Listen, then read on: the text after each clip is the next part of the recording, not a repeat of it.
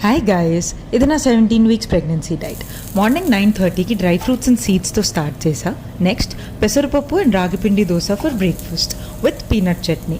2 దోసాస్ తిన్నా, దాని మీద కొంచెం ఆవు నెయ్యి వేసుకుని. 1 అవర్ తర్వాత వర్క్ చేస్తూ ఒక బనానా అండ్ దాని 30 మినిట్స్ తర్వాత 2 ఎగ్ వైట్స్ ఫర్ ప్రోటీన్ ప్రెగ్నెన్సీలో చాలా ఇంపార్టెంట్.